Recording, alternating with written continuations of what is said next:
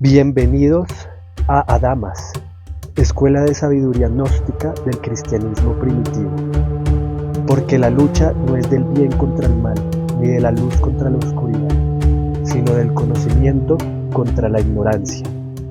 Bueno, vamos a empezar con la clase del día de hoy. Como ya bien lo saben, vamos a hacer un análisis bajo la psicología de Jung del Señor de los Anillos. Eh, Vamos a poner esto en modo presentación entonces. Y vamos a comenzar. Bueno, están viendo mi pantalla, ¿verdad? Sí, Juan. Listo. Eh, entonces, espérate un segundito que se me salió. Listo. Entonces, bueno, para comenzar a introducirlos a lo que es ya, digamos, los arquetipos en El Señor de los Anillos para comprender cómo funciona tanto nuestra psique como el inconsciente colectivo, primero vamos a hacer una pequeña introducción de los aspectos fundamentales de la psicología junguiana, ¿no? Entonces, pues lo primero es, pues, quién fue Carl Gustav Jung, ¿no? Entonces, bueno, no sé si ustedes, pues me imagino que muchos de ustedes ya saben quién fue Carl Gustav Jung, pero para el que no sepa, pues Carl Gustav Jung, quién fue y por qué es importante. Fue un psiquiatra que nació en 1875, un psiquiatra suizo, uno de los pensadores más influyentes del siglo pasado. ¿Sí? Se le atribuye o se le asocia como un discípulo de Sigmund Freud, pero eso es errado porque en realidad él no fue discípulo, sino fue un colaborador de Sigmund Freud, pero acá entra una dualidad y es que Sigmund Freud, digamos que se queda totalmente dentro de lo que es el movimiento o las escuelas materialistas de la psicología, es decir, netamente lo que está dentro de lo que se podría decir la ciencia oficial. Y el método de Carl Gustav Jung es un método transpersonal y es, por ende, conocido como dentro de los sistemas de, de, de lo que se conoce como los sistemas metafísicos de la psicología, o sea, lo que va más allá de lo netamente, digamos, materialista, de lo que explora el alma, por ejemplo, o conceptos más profundos de la psique, que es lo que hizo Carl Gustav Jung y por eso es tan importante, ¿no? Una de las cosas o de los aspectos también fundamentales que hizo Jung fue en su metodología fue el tema de la abordación de los sueños como un universo simbólico eh, que, que decodifica aspectos ocultos de nuestro inconsciente, ¿sí? Involucrar aspectos de la religión y la espiritualidad. Exploró el tema del alma, de Dios, misterios, se involucró con temas de alquimia, con la gnosis, sí, ya muchos saben eso, tiene el libro el libro rojo de Jung y el libro de los 7 sermones a los muertos, son libros que abordan mucho el tema de la gnosis. Y también estuvo muy involucrado en temas como el yoga, explorando el budismo y el taoísmo. Y también exploró mucho el arte, como ya les había mencionado, los sueños y la creatividad como expresiones de aspectos de la psique, ¿sí? El objetivo de Jung no era solo tratar síntomas, sino guiar al alma hacia una realización en un proceso que él llamó el proceso de individuación, que es básicamente llegar a conocernos nosotros mismos en, en totalidad, ¿sí? Integrando los aspectos inconscientes que hay en nosotros con los conscientes que son lo que conocemos como el yo, ¿sí? Es lo que él fundó, es lo que se conoce hoy en día como la psicología analítica junguiana o psicoterapia junguiana. Entonces, bueno, sigamos a lo siguiente. La estructura de la psique según Jung. Esto para que entendamos un poco como los conceptos fundamentales de la psicología junguiana, ¿no? Digamos, el primer nivel es la conciencia y dentro de la conciencia está el yo o el ego. El yo o el ego vendría siendo eh, nuestra personalidad y los aspectos conocidos de nosotros mismos. O sea, lo que nosotros sabemos y conocemos de nosotros mismos de forma consciente, ¿sí? O sea, nuestra personalidad, algunas cosas que sabemos de nosotros, de, ya sean positivas o negativas, de nuestro genio, de nuestro carácter, de nuestra forma de expresarnos, todo eso hace parte del yo, ¿sí? Después sigue el inconsciente personal, que sería como en el inconsciente personal es donde se alberga la sombra también, ¿sí? Los complejos, los traumas, lo que no recordamos, eso incluye recuerdos olvidados de la infancia o de nuestro mediano y corto plazo también. Eso está en nuestro inconsciente personal. Y digamos que una de las grandes contribuciones de la psicología de Jung es la parte del inconsciente colectivo, que eso no lo aborda ningún otro, digamos, las escuelas materialistas no lo abordan, pero sí lo aborda Jung a través de el tema de los arquetipos y de la mente colectiva, que eso es lo que vamos a ver ahorita a continuación en el análisis del Señor de los Anillos. Y finalmente el cuarto, que es el self en inglés, o el sí mismo, que es el individuo realizado una vez ha integrado todos sus aspectos, ¿sí?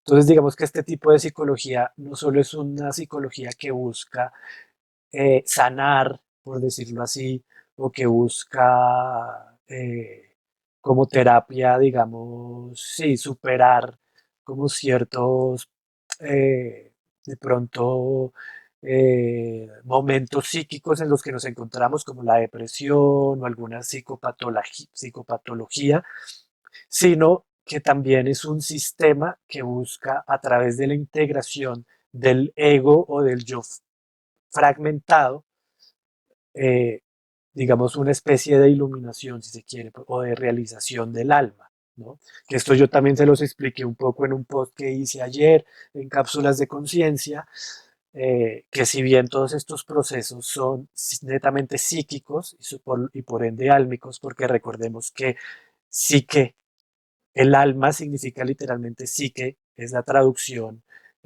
al griego, en el griego el alma es psique, entonces la psique es el núcleo del alma, ¿sí? En su aspecto de la conciencia evolutiva o la conciencia que evoluciona y que reencarna, eso hace parte del alma, y todos los aspectos de la psique, que es lo que conforman pues el núcleo álmico, ¿no?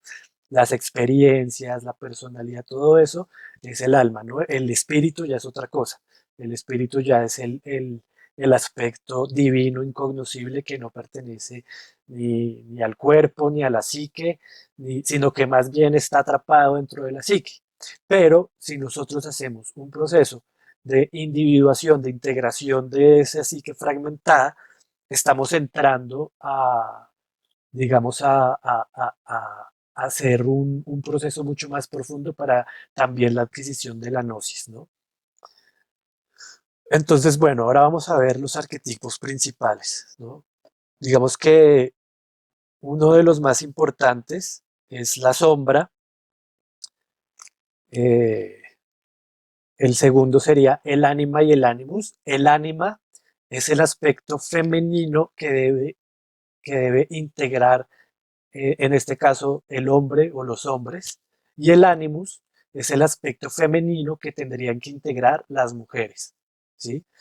El ánima, por ende, es un arquetipo femenino o el arquetipo que representa lo femenino, y el animus es el arquetipo que representa lo masculino, ¿sí? Estos arquetipos como tan generales como el femenino y el masculino tienen por dentro otros arquetipos o otras facetas de ellos mismos, que son los que vamos a ver en los personajes del Señor de los Anillos, ¿sí? que básicamente son los que compartimos todos como estructuras primigenias de la psique como humanidad. El cuarto vendría siendo el héroe, que el héroe, digamos, estos cuatro que les estoy mostrando, serían los principales: la sombra, el ánima, el animus, el self y el héroe. Y estos, digamos, en el punto 5, estos tres que ven acá abajo, siguen siendo parte de los arquetipos principales, pero ya en un nivel un poco inferior a los otros cuatro.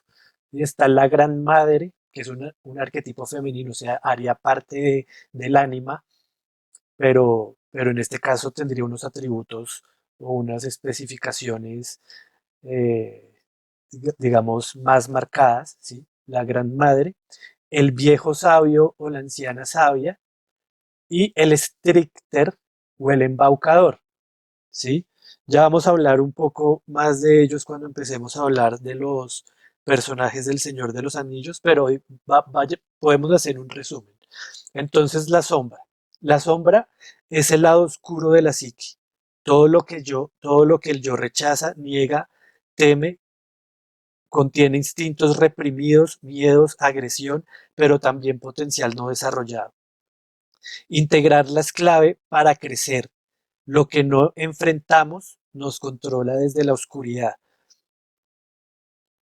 A menudo aparecen sueños como figuras amenazantes o despreciables, o como monstruos, o como sombras, o como ataques, ¿sí? Acá hay una frase clave de Jung: es que uno no se ilumina imaginando figuras de luz, sino haciendo consciente la oscuridad. Entonces, para empezar a integrar la sombra, primero que todo tenemos que reconocerla. Tenemos que empezar a reconocer esas cosas que están en nosotros para después poder integrarlas y que se conviertan en potenciales y no en drenadores y no en destructores de nosotros mismos, ¿sí? Entonces eso vendría siendo la sombra. El ánima y el animus son los arquetipos del femenino en el hombre, el ánima en este caso, y del masculino en la mujer, el animus. Son puentes hacia el inconsciente y representan la parte psíquica no desarrollada del sexo opuesto. Se manifiestan en sueños como figuras del otro sexo, muy idealizadas, sabias, eróticas o destructivas, ¿sí? Trabajar con ellos ayuda a integrar la totalidad de la psique y mejorar las relaciones. El self o el sí mismo es el arquetipo central de la totalidad de la psique. Representa la unión de los opuestos: el consciente e inconsciente, la luz y la sombra, el ánima y el animus. Es la meta del proceso de individuación. Se representa en sueños como mandalas, figuras divinas, el guía interior o el anciano sabio. Eso sería el self. El héroe es el ego en su viaje hacia el self. O sea, es cuando el ego comienza, o el yo comienza el viaje iniciático a la integración de la psique para convertirse en el sí mismo, ¿sí? Es quien lucha con dragones, la sombra. Salva al mundo, individuación, y vuelve transformado. Toda persona pasa por momentos de lucha y superación. El héroe es el arquetipo que está detrás de esos momentos. La gran madre, de los otros arquetipos comunes, la gran madre puede ser nutridora o devoradora, dependiendo de la polaridad en que esté en nuestra psique. Símbolo del inconsciente profundo. El viejo sabio, la anciana sabia, es un guía interior, símbolo de la sabiduría del ser. Generalmente representa la sabiduría. El strixter o el embaucador es el arquetipo que rompe las reglas, causa caos, pero abre nuevos caminos. Esto es como en el tarot vendría siendo como el bufón o el joker, ¿sí? Porque todos los arquetipos también pues están presentes en el tarot y obviamente pues en la astrología. Ahora sí entremos, bueno, a empezar a analizar el Señor de los Anillos a través de los arquetipos. Voy a salirme un poquito de acá porque también tengo fragmentos de videos para analizar. Entonces, bueno, primero que todo, esta clase obviamente pues es para personas que ya tienen una idea del Señor de los Anillos, que ya sea porque se leyeron los libros o ya sea porque se vieron las películas, pero que conocen sobre este universo, ¿no? O sea, ya saben cuáles son los personajes, ya saben quién es Gandalf, quién es Aragorn, y por lo menos se saben por encima de qué va la trama, ¿no? Creo que acá lo vamos a profundizar. Si alguien no ha leído ni ha visto la película, pues acá les vamos a hacer un poco de spoilers y los vamos a introducir un poco a eso.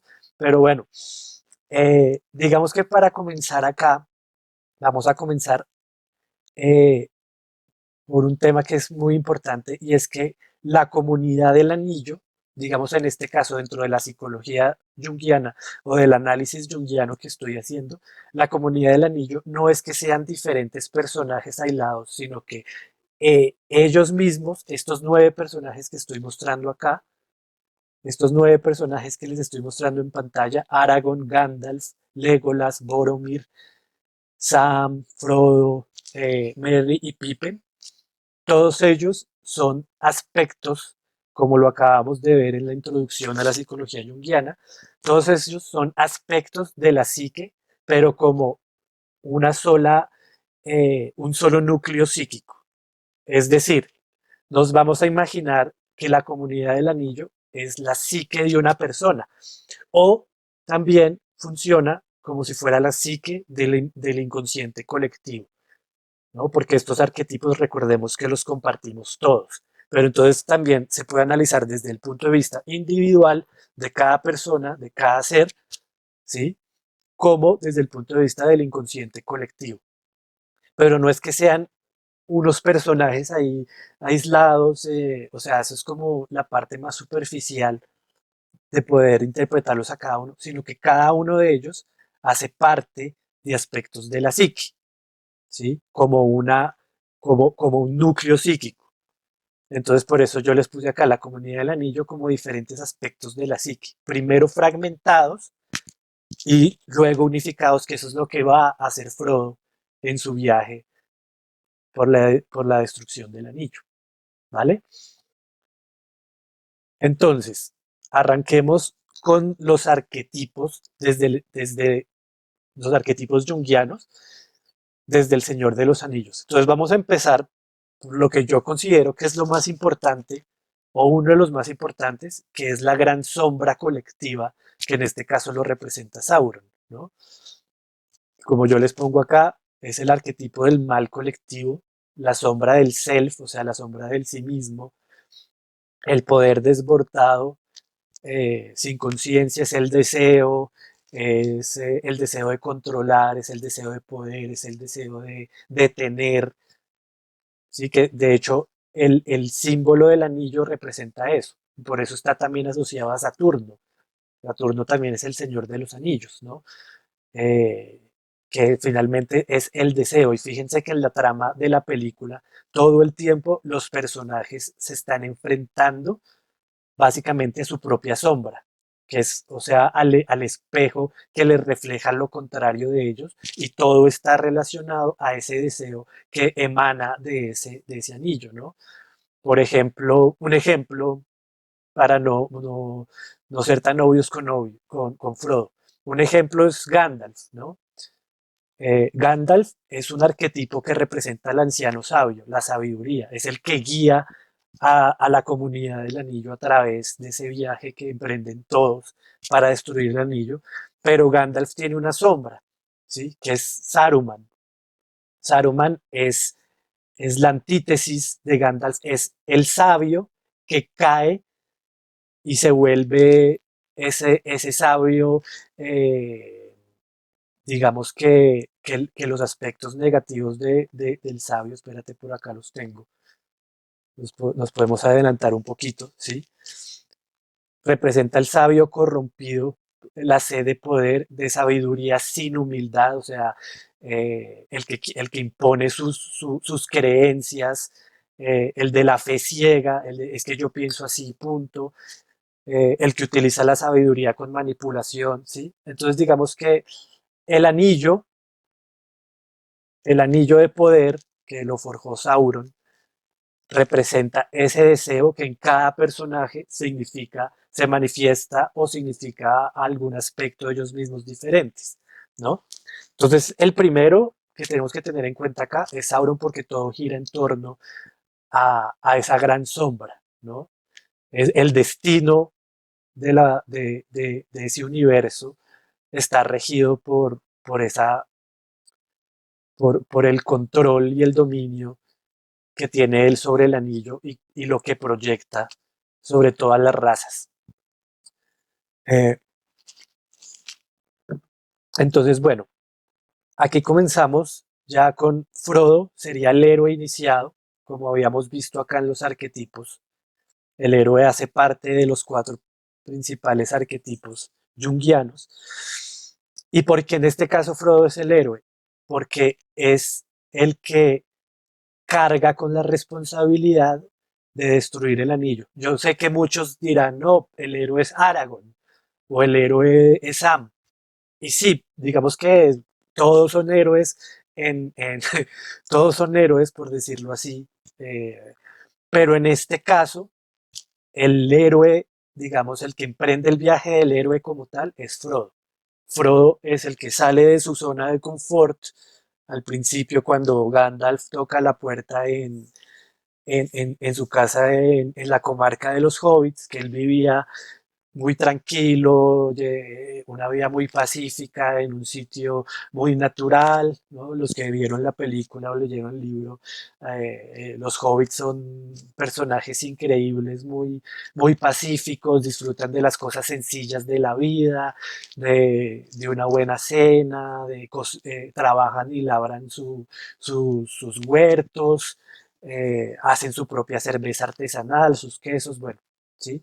Entonces él vive como en ese mundo así de bonito, si se quiere, inocente, ¿sí?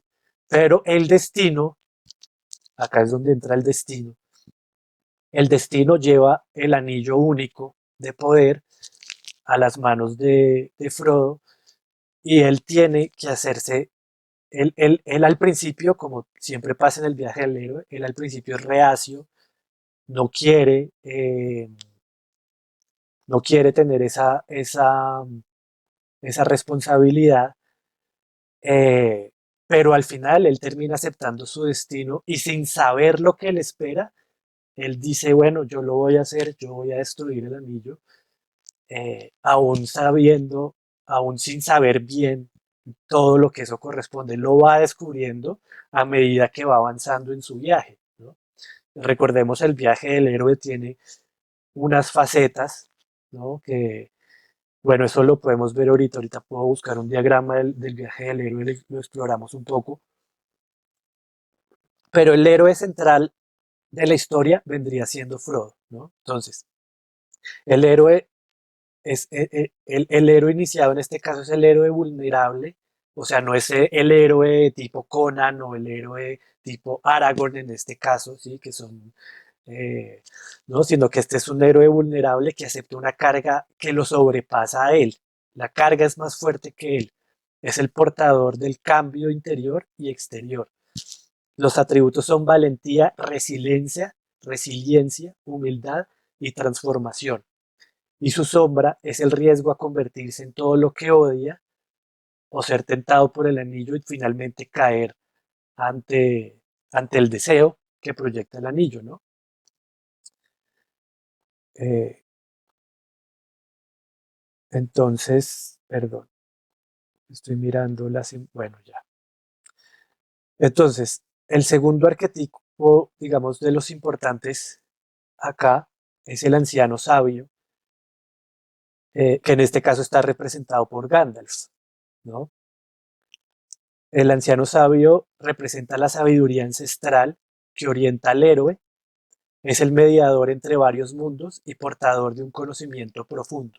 Y eso lo podemos evidenciar en toda la película. Gandalf es el guía, es por decirlo así, el guía tanto espiritual como el guía, el que los aconseja en el viaje. Gracias a él, digamos que se abren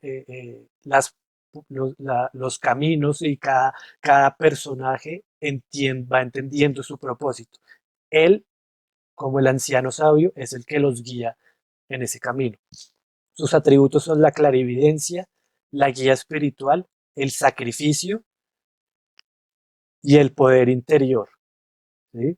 Recordemos que Gandalf empieza siendo como, él tiene una transformación acá. De hecho, todos los personajes del Señor de los Anillos, independientemente de que los veamos como personajes separados, recuerden que todos ellos simbolizan un núcleo psíquico, ¿sí? Digamos, un alma que está en un proceso de integración.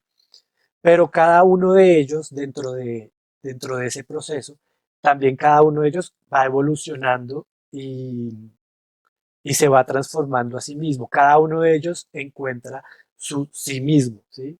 Gandalf al principio es Gandalf el Gris, es un mago, digamos que sí es poderoso, pero es medio torpe algunas veces,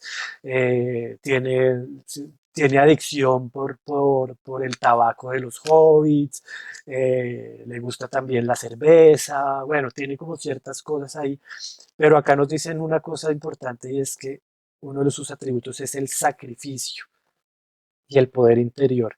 Y eso es lo que pasa con Gandalf cuando él se transforma en Gandalf el Blanco, eh, acá en esta escena. ¿Sí? Que me gustaría verla porque esta escena es supremamente simbólica, toda esta escena del enfrentamiento de Gandalf con el Balrog. Entonces la voy a poner y la vamos a analizar.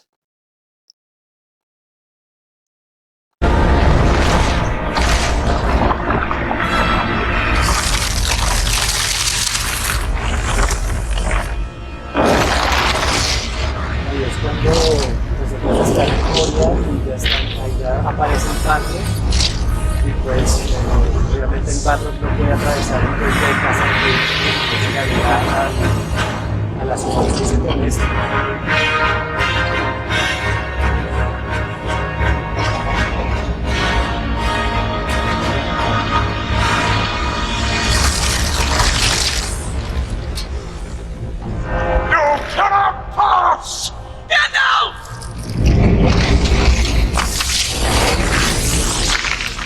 I am the servant of the secret fire, wielder of the flame of Arnor.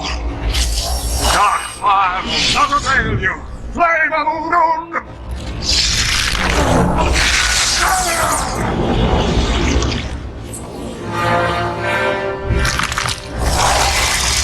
Go back to the shadow.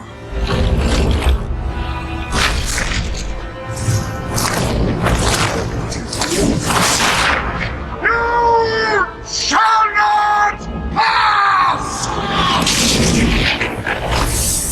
Bueno, ahí hay un paréntesis. El Balrog hace parte de aspectos de la sombra, ¿no? Acuérdense que lo vimos cuando estábamos haciendo el análisis de los arquetipos. Todos estos demonios, todas estas sombras que se nos aparecen en sueños, monstruos, es porque ahí se nos está, la mente está simbolizando aspectos de la sombra que están en nuestro inconsciente.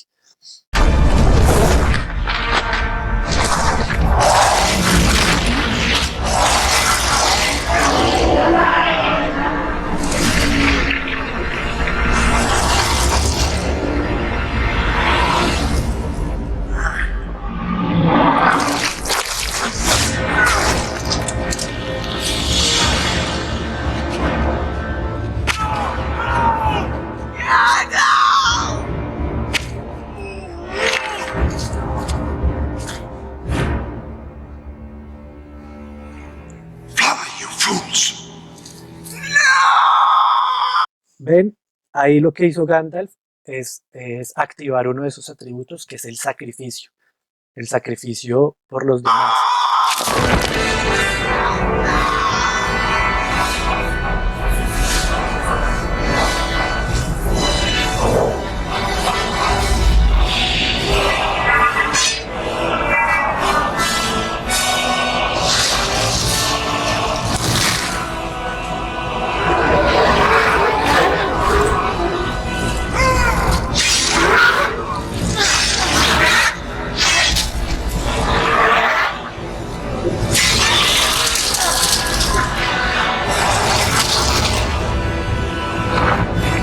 esta parte es importante porque ahí ¿qué es lo que está pasando? El sabio, el anciano sabio, está peleando, eso es una lucha psíquica, ¿no? Está peleando con un aspecto de, como comentaba, están peleando con un aspecto de la sombra que en este caso se simboliza como un demonio. Y además hay un simbolismo acá muy profundo y es que ellos están cayendo a un abismo, están cayendo a un abismo oscuro. Eso representa o simboliza el inconsciente, porque el inconsciente es lo que está en la oscuridad, ¿sí? En términos psicológicos junguianos, en términos psíquicos junguianos, todo lo oscuro, todo lo que es oscuridad, es lo inconsciente, porque es lo que todavía nosotros no conocemos, no, o no queremos conocer o no queremos reconocer, ¿sí? Entonces él está cayendo, ahí Gandalf está haciendo un viaje a niveles más profundos del inconsciente.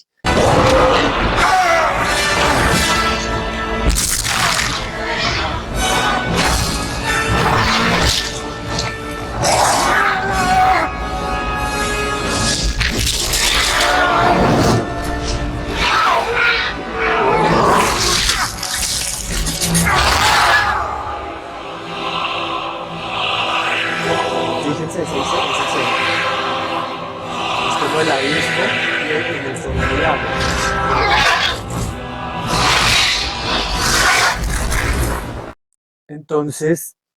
Entonces, ¿qué sucedió ahí? Esto es bien, bien interesante, por eso me encanta esta película, porque está llena de simbología y de referentes. Fíjense, él llega a la profundidad del inconsciente y ahí está el agua, ¿sí? Recordemos que el agua es como el elemento que conecta lo inconsciente con lo inconsciente, pero él llega a esa profundidad y cuando él tiene ese enfrentamiento psíquico, ¿sí? En términos junguianos, ¿no? Acá no estamos hablando en términos materiales y físicos de la pelea física con el Balrog, no, esto es una pelea simbólica que significa una transformación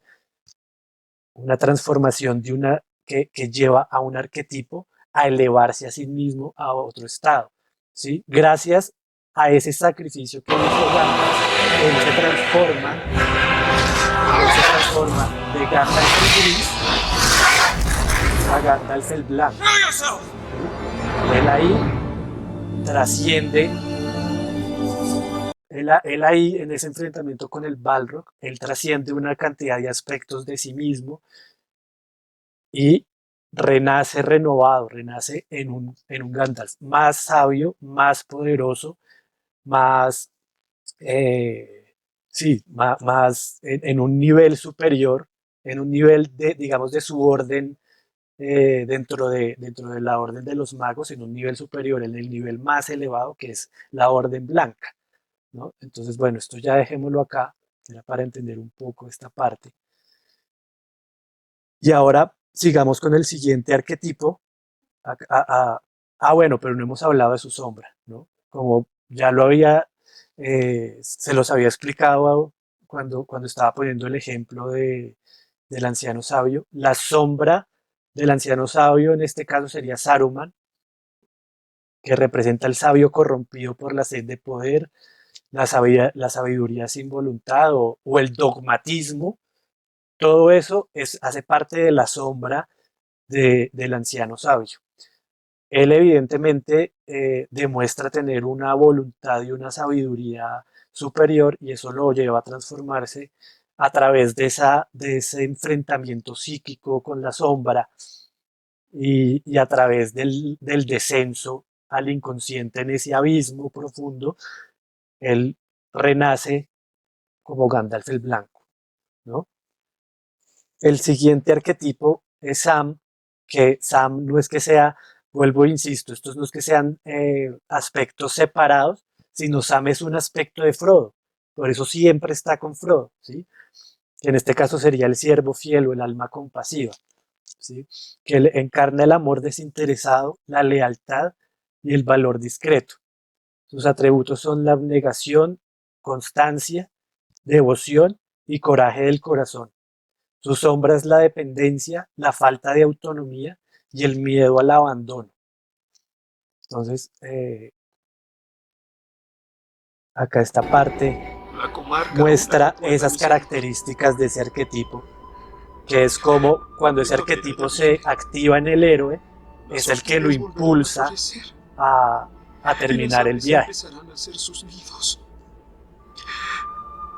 y sembrarán la cebada del sur en los campos bajos. Pronto se comerán las primeras fresas con crema. Aún recuerda el sabor de las frutas. Ahí se activa algo importante con este arquetipo, que es la esperanza, ¿no? Mientras el héroe está perdiendo la esperanza, surge este arquetipo que hace parte de un aspecto del héroe, ¿no? Que, que, que es esto, ¿no? El coraje, la constancia, pero también la esperanza. Él ahí le está dando esperanza. No, Sam. Ya no recuerdo ningún alimento.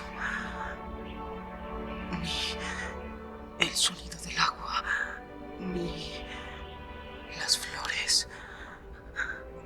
Sam, estoy desnudo en la oscuridad. No hay nada, ningún velo entre mí y el ojo de fuego. Ahí Frodo también lo acaba de hablar como el héroe. Está desnudo en la oscuridad, todo eso es simbolismo psíquico. ¿Sí? Ahí Frodo, acá pues no nos vamos a poner a ver toda la película porque si no, no acabamos nunca. Eh, Esto ya hace parte como del final de ese viaje, pero ahí Frodo, esa parte es súper simbólica, ¿no? Estoy desnudo frente a la oscuridad porque Frodo ahí ya está enfrentando, está enfrentando como en el, está cumpliendo su viaje del héroe, está enfrentando ya su inconsciente para empezar o terminar más bien de integrar sus aspectos. No lo dejo de ver. Cuando abro los ojos, entonces debemos quemarlo. Ya no hay que esperar. Venga, señor Frodo. Yo no lo llevaré por usted. Pero sí lo llevaré a usted. ¡Vámonos! Y bueno, finalmente el arquetipo de Sam, del alma compasiva, pues termina simbólicamente, ¿no? Cargando al héroe para que termine su misión. Entonces, bueno, sigamos con el siguiente arquetipo. ¿Sí? El siguiente arquetipo también es fundamental, que es Gollum. Gollum, en este caso, es la sombra de Frodo, que en este caso, pues, o la sombra interior, pues, eh, que representa la parte del yo consumida por la codicia, la adicción la adicción al poder o el deseo, ¿no? Que es lo que simboliza el anillo como tal, ¿no? Es el Gollum es el personaje o el ser que si no integra su sombra, si no hace el viaje de integración, termina devorado o consumido por la sombra. Que eso fue lo que le pasó a Gollum, desafortunadamente. ¿Sí? Tiene unos atributos que son el instinto, la astucia, la duplicidad y el deseo. Y su sombra es la posesividad, la alineación y la autodestrucción. ¿Sí? Digamos que Gollum ya es un personaje que está perdido. Él ya no se va a recuperar, él ya no va a volver a ser el mismo. Él, durante la película, o durante la historia, pues, él tiene como momentos donde él sigue luchando con la sombra, pero definitivamente él termina siendo carcomido por ella. Entonces, Gollum simboliza y representa los seres que son destruidos por no integrar la sombra. Ejemplo de la vida real, las personas que, por ejemplo, las personas que caen frente a una adicción, por ejemplo, una adicción a las drogas, y, y no logran ganar esa lucha y terminan en la calle o finalmente terminan muertos, terminan autodestruidos por eso, por el alcohol eh, o por la lujuria, con una enfermedad de transmisión sexual que pone en riesgo su vida. Todas estas cosas ya son como En todas estas personas, el Gollum o la sombra interior ya se está manifestando. Bueno, pero veámoslo con un ejemplo claro, yo lo tengo por acá. Bueno, este no es. Es acá, que es cuando Sméagol se convierte en Gollum por el deseo que proyecta el anillo. Ahí es cuando el anillo es encontrado por primera vez después de 3000 años. Ese es Sméagol, antes de que se convirtiera en Gollum, o sea, antes de que la sombra lo consumiera. Y ahí ya el anillo lo atrapó, el deseo lo atrapa. Debes dárnoslo, mi amado.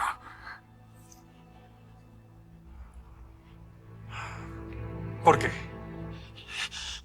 Porque es mi cumpleaños y yo quiero.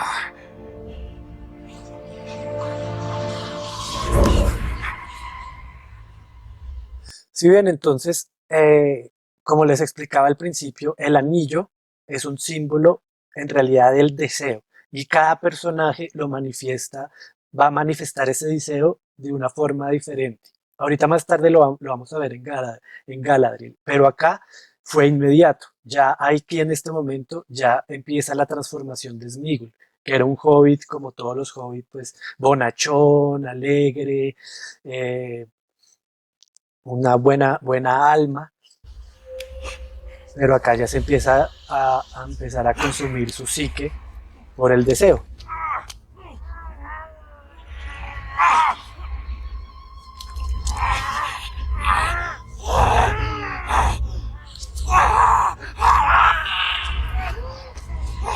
Adelantemos un poquito.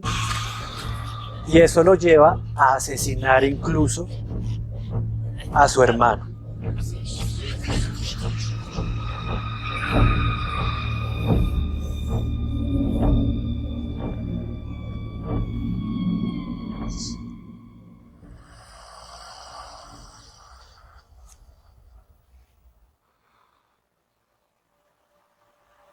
Entonces ahí lo mata y bueno, ahí empieza la consumación. Nos llamaron asesino, nos maldijeron y nos expulsaron. Ahí Sméagol no pudo integrar su sombra, no pudo contra el deseo interno de él y se termina transformando en Gollum. Esa es la triste historia de... Y olvidamos el sabor del pan, el sonido de los árboles, la suavidad del viento. Hasta olvidamos nuestro nombre.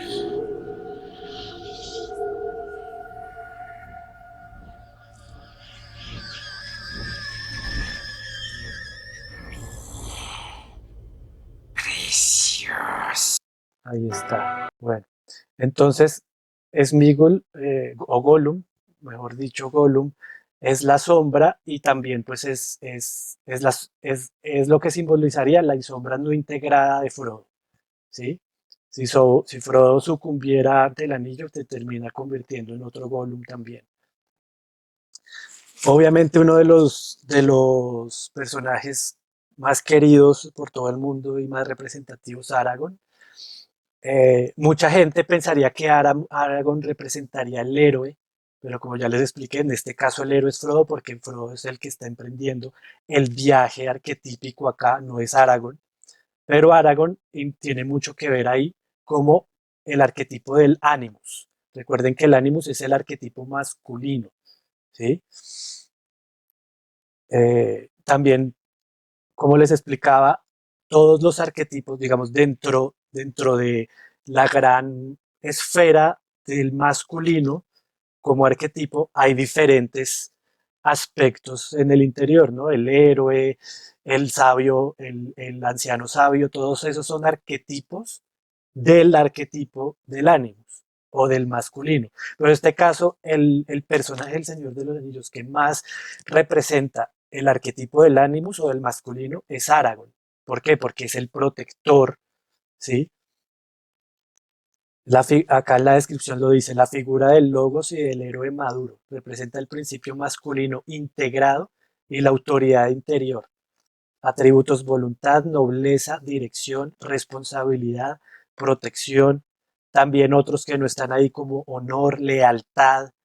Todo eso son aspectos positivos del animus, del animus elevado, del animus positivo, ¿sí? Porque el animus, tanto el animus como el ánima, también tiene su parte positiva y su parte negativa, ¿no? Que ya sabemos que la parte positiva es la parte de integración y la parte negativa es lo que se convierte en sombra, ¿sí? Por eso acá también él tiene en su sombra exceso de deber, frialdad, negación de sentir. Entonces, Aragorn en este caso es el arquetipo del masculino, ¿sí? Eh, Arwen, acá ya vemos un arquetipo femenino, por el contrario representa el ánima, o el alma femenina, o el arquetipo del femenino, en este caso, ¿sí? Es el alma que inspira al héroe, representa lo receptivo, lo espiritual y lo trascendente. Si sus atributos son la belleza serena, la intuición, el sacrificio, recuerden que el sacrificio porque ella sacrifica su inmortalidad por amor, y la inspiración. Su sombra es la idealización, la pasibilidad y la desconexión de lo real. Eh, a ver, veamos un ejemplo por acá. Entonces, acá tenemos esa boda alquímica, que es cuando Aragorn se convierte en rey. Pero ¿por qué se convierte en rey? En parte porque hace esa boda alquímica, esa boda alquímica o esa integración del femenino en su aspecto más puro y más divino que está simbolizado por Aragorn. This day does not belong to one man, but to all. Let us together rebuild this world, that we may share in the days of peace.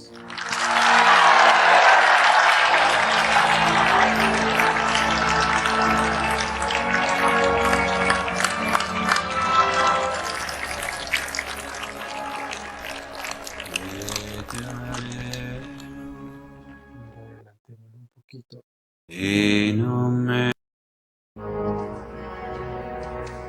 Estas escenas son muy simbólicas porque esos encuentros están simbolizando la integración de todos esos aspectos que ya estamos viendo. Todavía no hemos hablado de Legolas ni de Gimli que salió ahí, pero todas estas escenas, estos encuentros simbolizan esa integración, esas integraciones psíquicas que al principio están desintegradas en el yo, y a través del descenso al inconsciente, que es ese viaje que hace el héroe, se empiezan a integrar. Y ahí vemos esa boda alquímica. Arwen, ¿quién es? Es un personaje que significa el femenino en su aspecto más elevado y más puro, ¿sí? Algo que, digamos, está pasando en estos días de materialismo extremo que vivimos y de este mundo materialista. La mujer ha perdido mucho de esas cualidades elevadas por el propio materialismo como tal, ¿sí?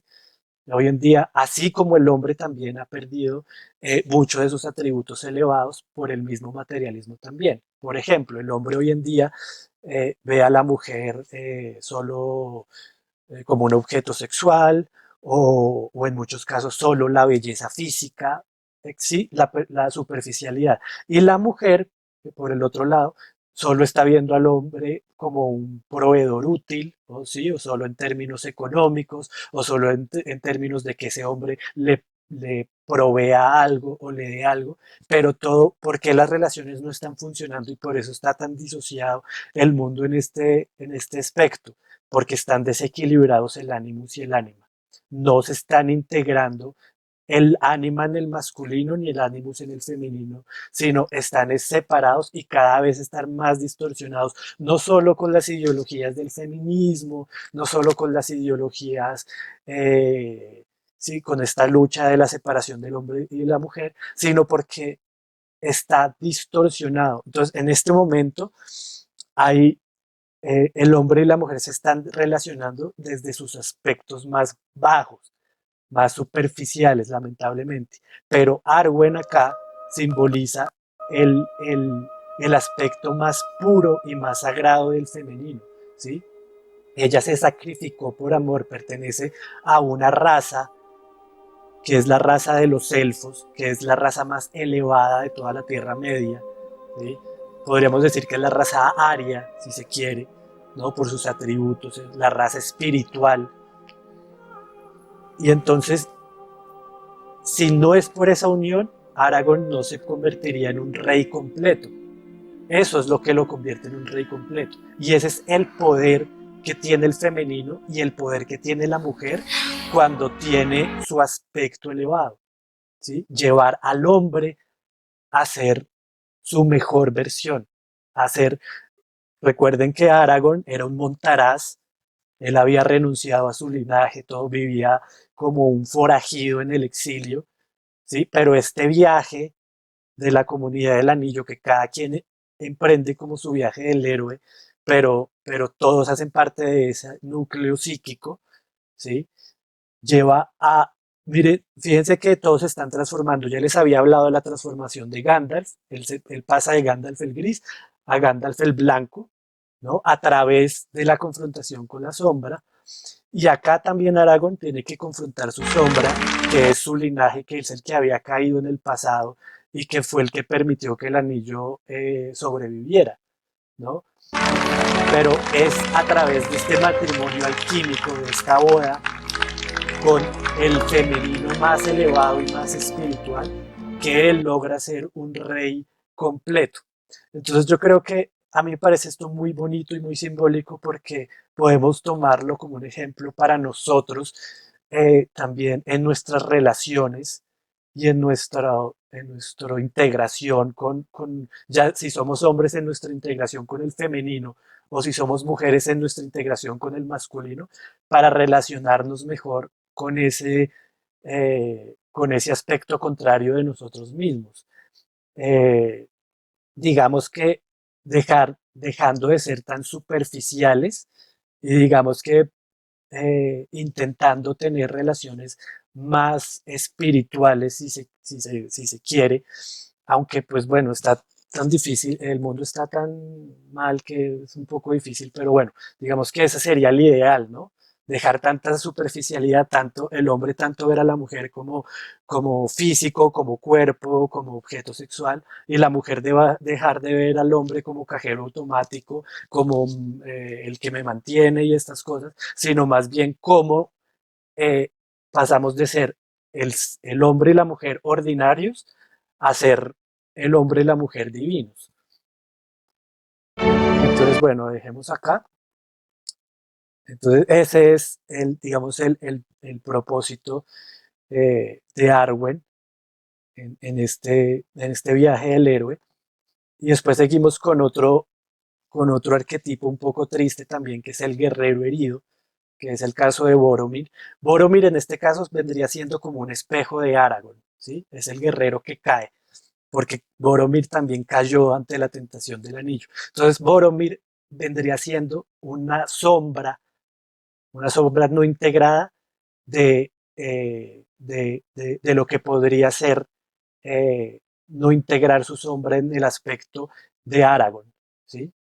Boromir sería en este caso la sombra de Aragorn en su aspecto caído, en su aspecto de no integración, ¿no? Entonces su descripción es el héroe que cae por no integrar su sombra, de lo que les acaba de decir, representa el conflicto entre la nobleza, el deseo y el poder. Sus atributos son la valentía, el amor a su pueblo y la fuerza, y sus sombras son la ambición, la desesperación y el orgullo. Eso lo vemos también acá. A ver, esto ya lo vimos. Aquí está exactamente. Sé por qué buscas la soledad. Tú sufres, lo veo continuamente. ¿Seguro que no sufres sin necesitarlo? Hay alternativas, Frodo. Otros caminos que puedes recorrer. Sé lo que vas a decir. Y parece muy sabio, pero me previene mi corazón. ¿Por qué? ¿En contra de qué? Todos estamos asustados. Pero que el miedo nos lleve a destruir nuestra única esperanza. No lo ves, es demente. No existen más opciones. Yo solo quiero tener la fuerza para defender a mi pueblo. Si ven, ahí Boromir empieza a caer ante el poder del ¿Te parezco deseo. un ladrón? Ahora no eres tú en realidad. ¿Crees que tú tendrás ocasión de triunfar? Te encontrarán. Se llevarán el anillo y tú suplicarás que te den muerte antes del final. ¡Qué tonto! Solamente es tuyo por simple casualidad. ¡Pudo ser mío! ¡Debería ser mío! ¡Dámelo! ¡Dámelo! ¡No! ¡Dame el anillo! Entonces, bueno, ahí vemos como Boromir cae, se convierte en esa sombra no integrada, vuelvo y repito, por esa emanación del deseo del anillo, y desafortunadamente pues vendría a convertirse en una sombra también, no se integra esa parte. El siguiente arquetipo vendría siendo Galadriel, que en este caso representaría el arquetipo de la Gran Madre o el ánima trascendente. Es otro aspecto del arquetipo femenino, o sea, del ánima, pero en este caso ella representa el arquetipo de la Gran Madre, que como vimos al principio, cuando estábamos haciendo la introducción, hace parte de los principales arquetipos. Acá está la Gran Madre, recordemos que ella puede ser tanto devoradora como dadora de luz, y eso ya lo vamos a ver, ella misma lo manifiesta como su personaje en la película. Entonces, es la figura de lo luminoso femenino, lo sabio y lo visionario. Guía espiritual desde la luz. Digamos que Galadriel en este caso es el aspecto, es por decirlo así, el equivalente femenino a Gandalf, ¿no? De hecho, ellos en la película tienen una afinidad ahí, tuvieron como un acercamiento medio romántico también, porque son como equivalentes, ¿no? Son afines. Entonces ella es como, vendría siendo como el anciano sabio, pero en el femenino, que en este caso es la Gran Madre, ¿no? Sus atributos son la clarividencia, la belleza arquetípica y la protección. Sus sombras son la tentación del poder, lo absoluto y la frialdad etérea. Entonces veamos eso. Esto ya lo vimos, esto también. Acá es.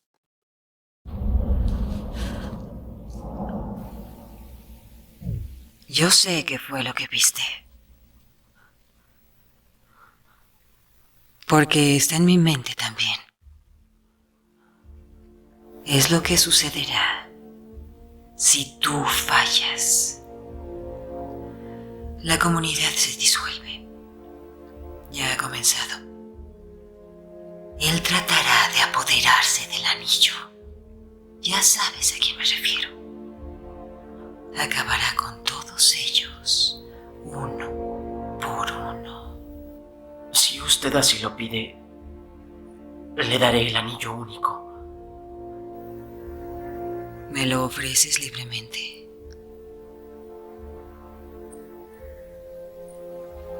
No tengo que negar que mi corazón deseaba que esto pasara.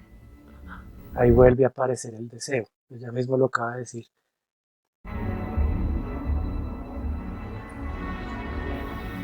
En vez de un señor oscuro, tendrían una reina.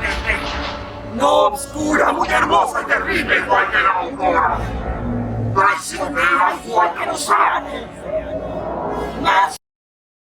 Si ven aquí en esta parte, ella está manifestando el aspecto de la sombra de ese arquetipo, de la madre, entonces Igual que los ángeles. Más fuerte que los sentimientos de esta vida.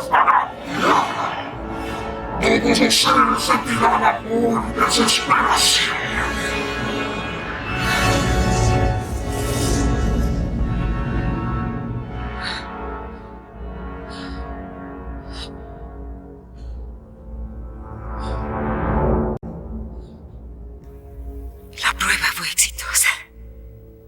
Debo menguar. Pero ella, pues ahí como se está manifestando, ella pasa esa prueba ella también enfrenta su sombra ahí, entonces integra esa parte, ese aspecto negativo de ella, lo integra, lo saca a su consciente, porque lo tenía como reprimido, y entonces pues ella ya, pues, ya se da cuenta que pasó la prueba, y entonces no cae, ¿no? No se transforma en su sombra, que es eso, la tentación del poder absoluto, lo que ella acaba de mostrar ahí en esa transformación. Ahora pasamos a un arquetipo también fundamental, que es el de Merry Pippin, que es el Strixter o el embaucador. El Strixter o el embaucador muchas veces dentro de la psicología junguiana, algunas veces no se le presta mucha importancia, pero este arquetipo es súper importante porque funciona como como un vehículo para romper estructuras muy fuertes en nuestra psique, ¿no? Es el arquetipo que, por decirlo así, genera disonancia cognitiva en nuestra psique, ¿sí? Por eso se le llama el embaucador, pero en este caso es el embaucador lumínico, o sea, el embaucador que invita a integrar aspectos de la sombra, no el que invita a caer en la sombra, ¿sí? Los aspectos del Striker son los que rompen estructuras con humor, juego y espontaneidad. Sus atributos son la ligereza, la alegría, la evolución inesperada y el valor inocente. Su sombra es la inmadurez, la distracción y la falta de previsión, ¿sí? Digamos, ellos son súper importantes porque en medio de su torpeza y de su estupidez,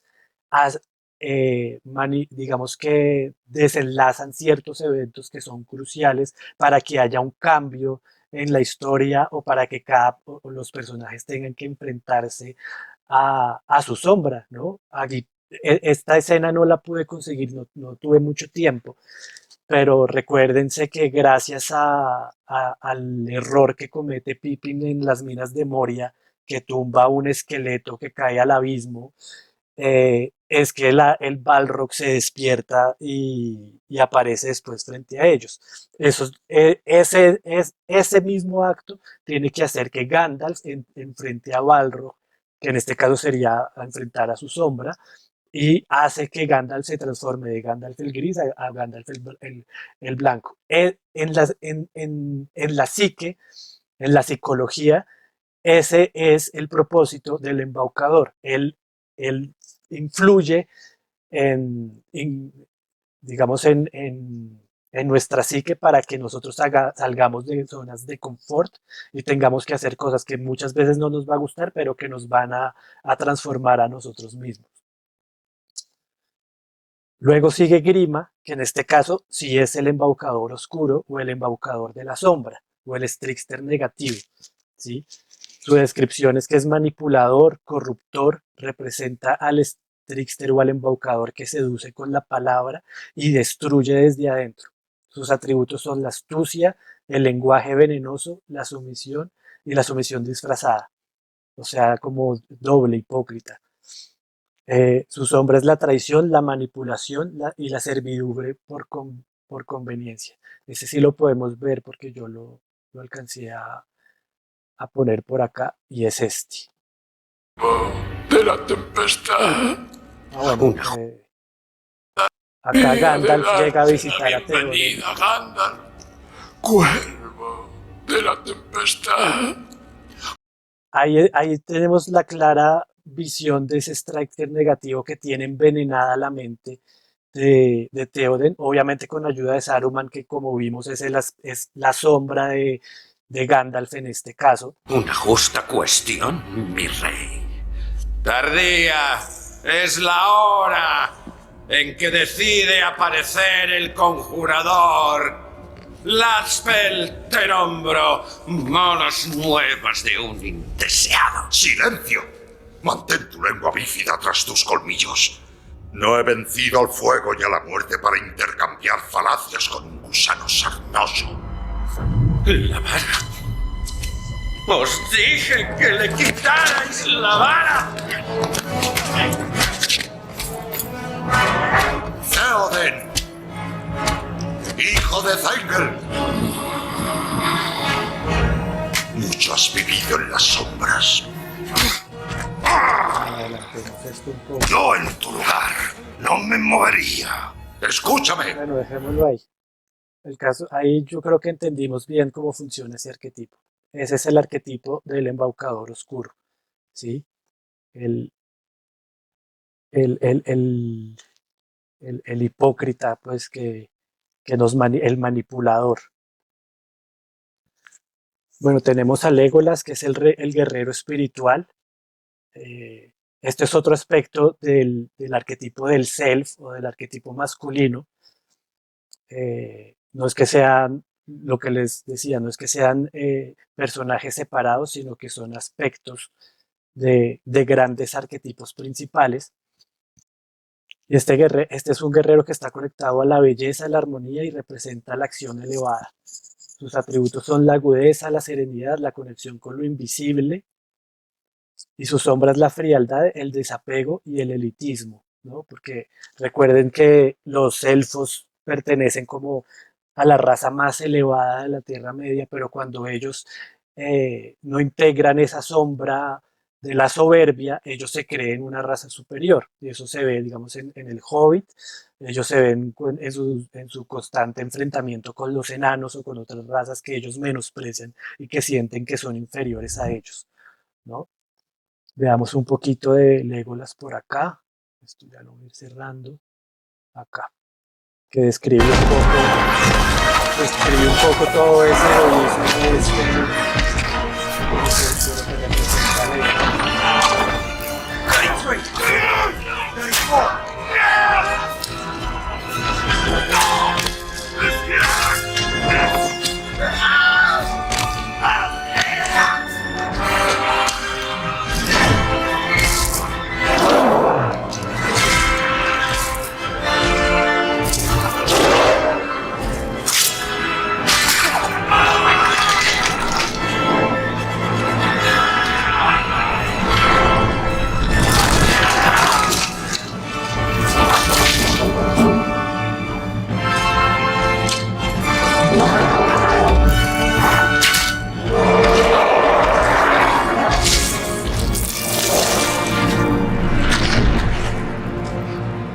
Bueno, pues Legolas en acción. Entonces, bueno, ese es como otro aspecto del self, o sea, del arquetipo masculino. El siguiente arquetipo es Gimli, el guerrero instintivo o el fuego noble. Eh, su descripción es el instinto purificado por el honor, representa la materia en servicio de lo noble.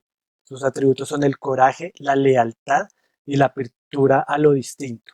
Y sus sombras son la terquedad, el juicio rápido, la resistencia al cambio, ¿sí? Este es otro aspecto del self, perdón, del animus, otro de los aspectos del arquetipo masculino, mejor dicho. Y finalmente tenemos a Elrond, que es otra variación del anciano sabio, pero en este caso también simboliza el guardián del umbral. Les voy a explicar qué es el guardián del umbral.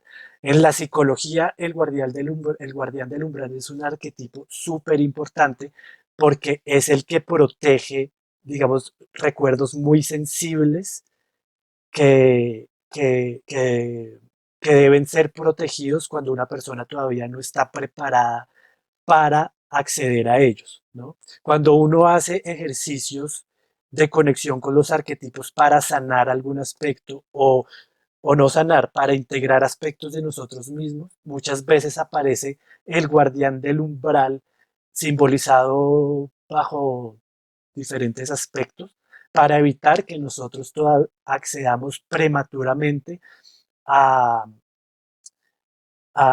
digamos, a memorias o aspectos que tenemos en nuestro inconsciente, ya sea reprimidos, ya sea olvidados o ya sea por traumas, están protegidos, ¿no? Entonces, Elrond es una variación del anciano sabio, pero que en este caso representa el guardián del umbral. El sabio, descripción, es el sabio ancestral que protege los límites del mundo antiguo, guía de decisiones críticas. Atributos: discernimiento, calma y claridad. Sus sombras: la rigidez, el exceso de juicio y el miedo a soltar. ¿sí? Digamos que acá pues esa descripción está muy superficial, por decirlo así, pero en este personaje es fundamental en El Señor de los Anillos porque no solo cumple un papel dentro de la sabiduría, como una guía también de las acciones que se suceden dentro de la historia, sino que además es un protector y como protector él tiene que tomar ciertas decisiones, como les explicaba, como el guardián del umbral, él tiene que tomar ciertas decisiones eh, que son primero difíciles y segundo que las tiene que hacer de algún modo, por decirlo así, secreto o que no puede revelarlos a muchas personas. Y básicamente, pues es para que Sauron, o sea, la gran sombra, no pueda acceder a, a adelantarse a esas acciones, ¿no? Entonces, con Elrond terminamos el tema de los arquetipos y ahora si quieren podemos hacer un debate o si quieren podemos hablar en torno a los personajes o hacer sus preguntas de lo que vimos hoy de estos personajes viéndolos desde la psicología junguiana. No sé si alguien quiere decir algo, si alguien quiere participar o si hay algún psicólogo que quiera hacer algún aporte.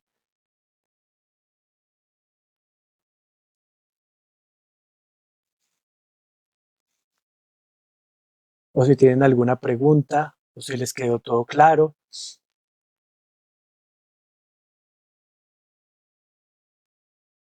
Pueden activar sus micrófonos si quieren.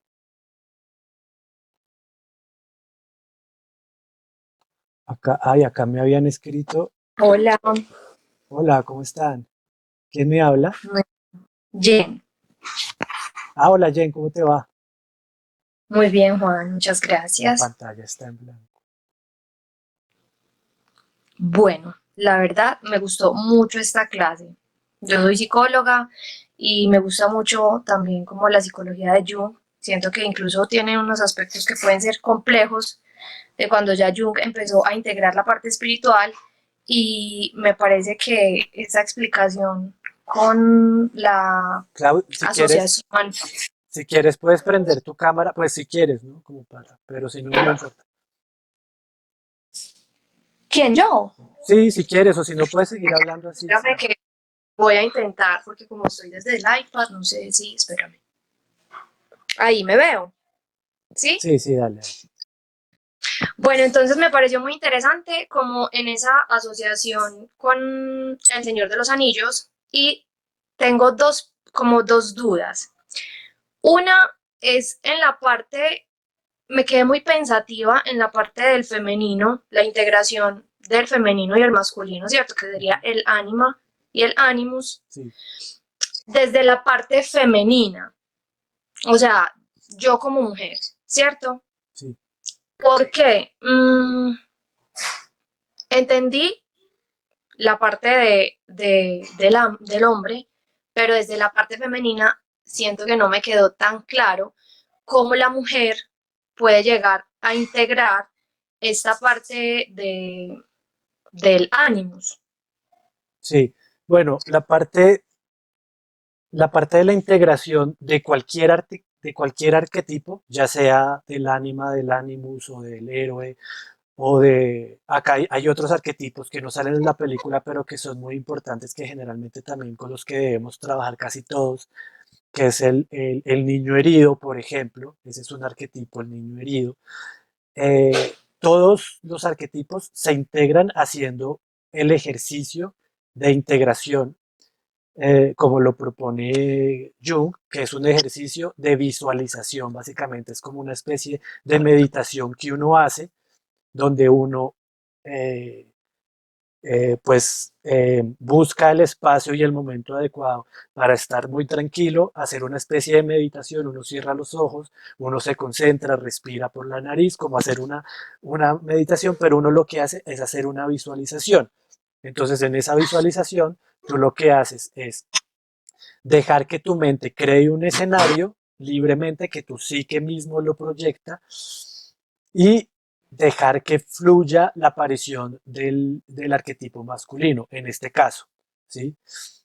Y entonces, en ese ejercicio tú pues empiezas a analizar el simbolismo que aparece ahí, cómo es el hombre que aparece, qué representa, si te da miedo o no, qué hace o qué te dice, todo eso tú lo anotas y eso es lo que el terapeuta empieza a analizar. Yo pues aquí te lo digo más o menos cómo es el ejercicio, pero básicamente es de esa forma. Eh, sí, David, ya dame un momento. Pero digamos que en cuanto al Señor de los Anillos como tal, digamos que obviamente pues no se muestra cómo es esa integración en Arwen. Básicamente pues lo podemos ver ya manifestado es en la boda, ¿no? Y finalmente pues hay una parte de la película que acá no mostré, pero para los que la vieron y se acuerdan, ella tiene una visión, una clarividencia del futuro que ella ve al hijo y eso es la que la motiva a ella a renunciar, esa renuncia por amor de su inmortalidad, porque los elfos son inmortales, no en la Tierra Media, sino en Valinor, que es la tierra donde ellos emigran después ya para vivir eternamente ahí. Ellos son inmortales y ella renuncia a su inmortalidad para poder estar con Aragorn y eso es lo que lleva a Aragorn a convertirse en el rey completo, ¿no? Con esa unión. Sí, Juan, muchas gracias. La otra cosita que te quería preguntar así rapidito es, en la parte donde hablamos, pues donde nos estabas explicando a Smigol, esto se podría ver también como que las personas que quizás caen en este arquetipo es destino. No o sea, Y algunos también como destinados a pasar por ahí. sí, pero no. O sea, a ver, te lo voy a explicar de la siguiente manera. Si el destino está marcado, pero el destino no es que te obligue a ti a caer, digamos, voy a volver al ejemplo de las drogas, ¿no? Dentro de tu destino está marcado por configuración astral, como ya lo veíamos en las clases anteriores, está marcado que de pronto tú puedas tener una inclinación a las adicciones, a ciertas adicciones, ¿no? Eso está marcado en tu destino, pero no está marcado que tú te conviertas en un indigente o en un habitante de calle. Eso ya depende de las, de las decisiones que tú tomas dentro de ese destino que sí está marcado, ¿no? Porque esas configuraciones astrales van a marcar, según el tipo de configuración, van a marcar que tú vas a tener tendencia a las adicciones, por ejemplo. Pero es las decisiones que tú tomas dentro de ese marco, que sería el destino, dentro de ese destino, las que te llevan o a caer definitivamente como Sméagol, te conviertes en Gollum, o sea, en un habitante de calle, totalmente consumido ya por la sombra, o sales renacido, ¿no?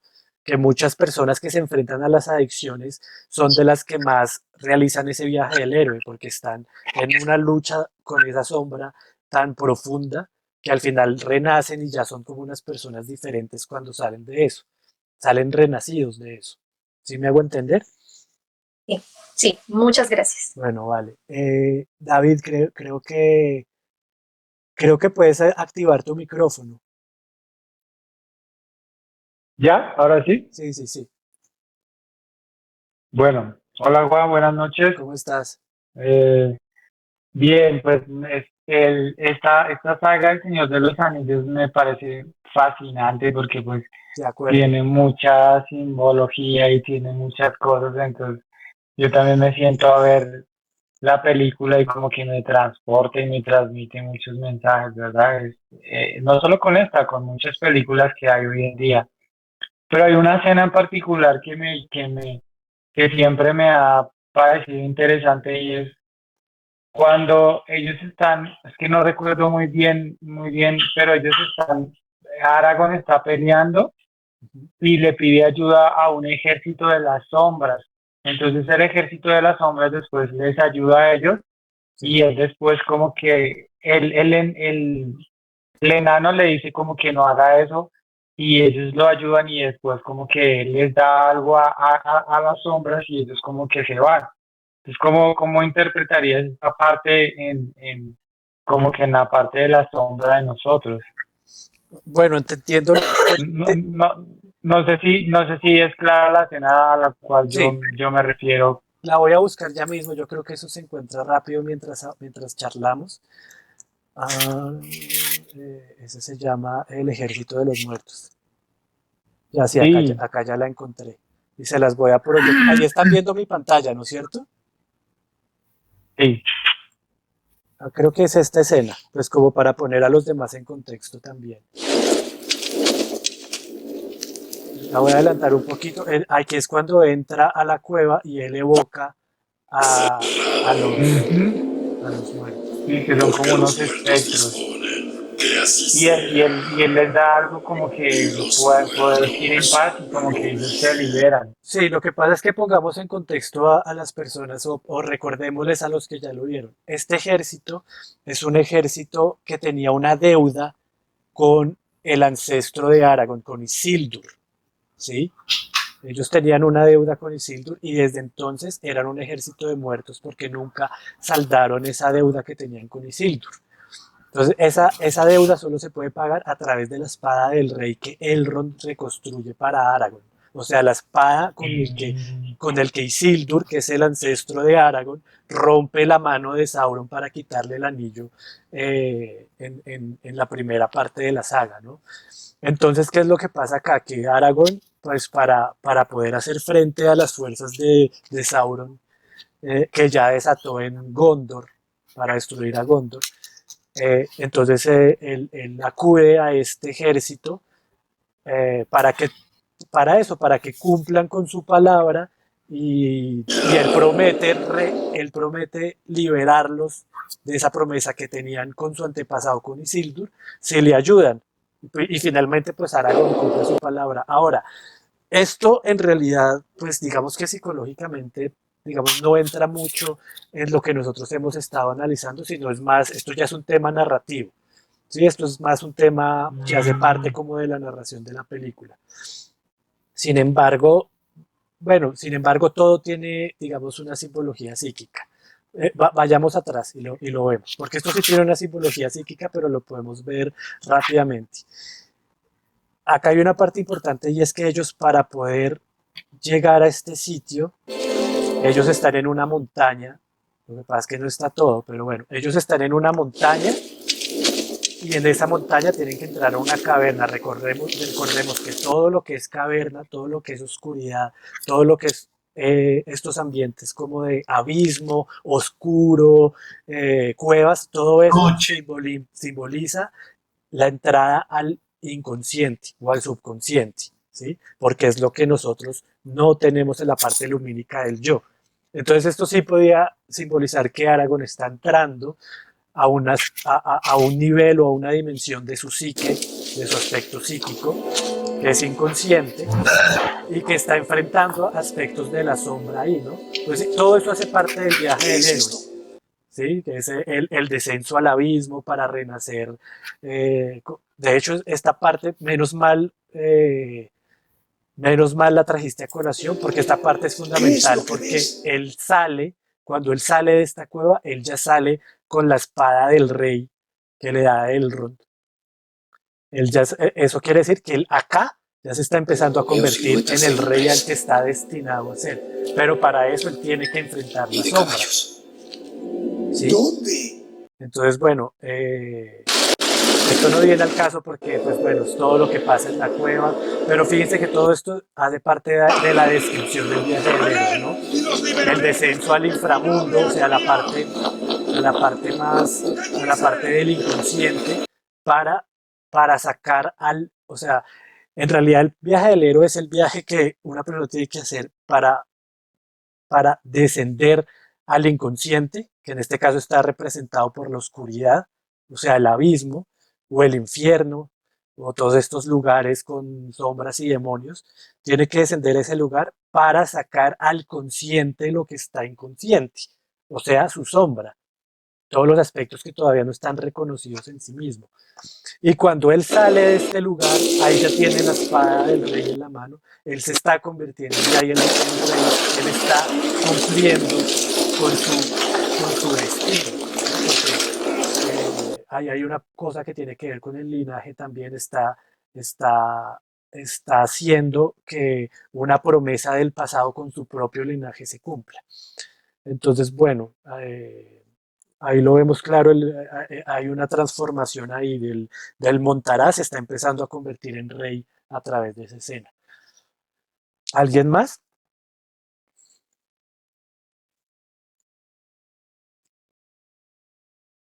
¿Alguien quiere hablar o tienen alguna pregunta? Javier, sí, claro, adelante, ahí conecta tu micrófono. Creo que todos pueden conectar sus micrófonos y hablar cuando quieran. ¿Me escuchás, Juan? Sí, claro, claro, adelante. Buenísimo. Bueno, primero, muchas gracias. Muy interesante todo lo que compartiste. Ahora, viéndolo desde los personajes, en sí mismo, cada uno de los personajes estaría interpretando el camino del héroe en sí, ¿no? Sí, correcto. Es correcta esa observación, porque digo, si cada uno de nosotros nos observamos, seguramente estemos ubicados en ese arquetipo. Y así todo, imagino, por lo que estoy tratando de entender, que hay aspectos de otros arquetipos que no estamos viendo y que los estamos encarnando, ¿no? Sí, digamos que... De acuerdo, Javier. Digamos que en este análisis lo que vimos fue los arquetipos principales, ¿sí? Que están en la psicología junguiana. Pero hay muchos otros arquetipos que, por ejemplo, el que les hablaba, el del niño herido, que tiene también su aspecto. El niño herido es el niño sombra, el que está en su aspecto de sombra, y el niño sagrado, que también que se representa mucho en esta figura del divino niño, es un arquetipo que representa el niño luminoso, ¿no? El que está en la sombra es el niño herido, digamos que es el trauma de la infancia que tenemos muchos. Generalmente casi todos tenemos algún trauma de la infancia en un grado mayor o menor, ya sea por diferentes cuestiones, por abandono, por falta de atención, por falta de afecto, por desequilibrio en el aspecto materno o falta de figura paternal, etcétera, ¿sí? Entonces, digamos, ese arquetipo tampoco está. Hay varios arquetipos que no están, pero los fundamentales, digamos, están recopilados ahí. Con respecto a lo que dices del viaje del héroe, que cada personaje realiza su propio viaje del héroe, sí, eso es cierto, porque recuerda que por eso Gandalf se transforma de Gandalf el gris a Gandalf el blanco, Aragorn se transforma del Montaraz al rey, todos terminan transformados, obviamente Frodo termina transformado también, él termina yéndose a Valinor con los elfos a las tierras imperecederas. En fin, y hay una escena final pero continúa, ¿quieres aportar algo más? ¿Querías decir algo más? No, y la duda que me genera respecto, haciendo a lo que trae Jung, ¿no? O sea, cada ser humano debería pasar por todos estos arquetipos. ¿Debiéramos pasar por cada uno de estos arquetipos? En realidad todos pasamos o todos hemos pasado por alguno de esos arquetipos, solo que en muchas ocasiones, como no los conocemos, lo hacemos de forma inconsciente.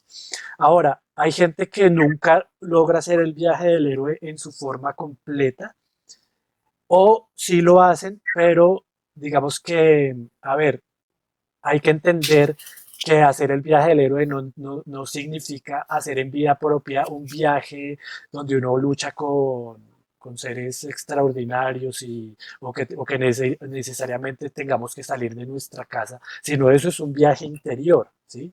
Nosotros nos enfrentamos a nuestra sombra y en muchas de esas ocasiones por eso tenemos sueños o pesadillas donde se nos aparecen monstruos, donde se nos aparecen sombras, Todo eso es nuestro inconsciente que está simbolizando una cantidad de aspectos inconscientes en nosotros mismos. Pero, digamos, cuando nosotros tenemos una muerte simbólica, que es una muerte simbólica, es cuando tú, que eso nos ha pasado a muchos, cuando tú cumples una etapa de tu vida donde tú miras atrás y dices, oiga, el Javier de hace 10 años es un Javier completamente diferente al que soy ahora. Eso es porque tú ya hiciste un, un recorrido psíquico, ya hiciste un viaje del héroe que te transformó a ti mismo, seguramente pasaste por una noche oscura del alma, todo esto hace parte de ese viaje arquetípico de la psique, o sea, de tu alma, para renacer en un Javier diferente. Hay personas que se quedan igual toda la vida no cambian, siempre con los mismos gustos, siempre con los mismos patrones, siempre con las mismas cosas. Hay personas que se quedan así, ¿sí? Esa gente no ha muerto simbólicamente. Ahora, todos cambiamos durante nuestra vida sí o sí, porque maduramos, porque tenemos sí, diferentes situaciones que nos hacen cambiar, tenemos duelos, perdemos seres queridos, tenemos rupturas amorosas, nos toca mudarnos de país o de lugar, emigrar, todas esas cosas evidentemente nos cambian.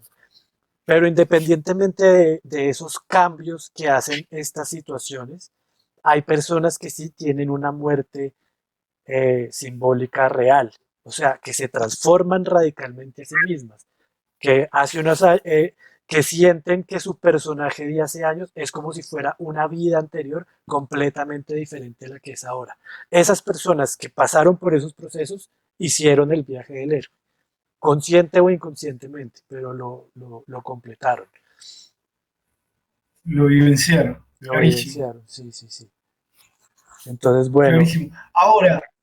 Ahora, esto y enlazándolo con la gnosis, ¿no? Sí, claro. O sea, me surge esta duda, vos me ubicarás. Eh, ¿La gnosis propone un camino evolutivo? ¿Propone el ser humano en una espiral evolutiva? No, no, la gnosis, lo No. que en este caso lo que hace el viaje del héroe y lo que hace el proceso de individuación de la psicología Sí, junguiana es darte herramientas para ser un ser más sabio en la adquisición de la gnosis. Lo que te hace es dar más sabiduría, porque tú estás empezando a redimir tu alma. ¿Sí? Recuerda que el espíritu no tiene absolutamente nada que ver con procesos psíquicos y álmicos, nada. Tú puedes ser, de hecho tú puedes ser un habitante de calle que está completamente sumido en tu adicción, pero si tienes el neuma, puedes adquirir gnosis en algún momento. ¿Sí me entiendes? Eso no tiene nada que ver. Pero sí, lo que hace estos procesos de integración es que te permiten tener más sabiduría para la adquisición de la gnosis. Pero en realidad no es que la gnosis plantee un camino evolutivo, porque la psicología junguiana no es gnóstica, no es una psicología gnóstica, simplemente es una psicología que te da herramientas para, si digamos estás estudiando la gnosis, te da herramientas para tener una mayor comprensión y digamos una mayor maduración o madurez para esa adquisición de conocimiento. clarísimo. Clarísimo, Juan. Buenísimo. Bueno, gracias. Me quedo reflexionando. Gracias, Juan. Vale, ¿quién Gracias más? a todos por los preguntas.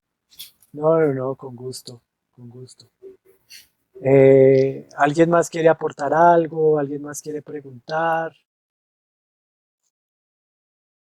¿Alguien? Bueno, yo creo que ya nadie más. Entonces, bueno, espero que hayan disfrutado la clase, espero que hayan aprendido, espero que les haya quedado algo ahí adentro para su propio proceso de integración, de individuación. Y bueno, nos vemos en la próxima. Muchas gracias a ustedes por la participación y estamos en contacto.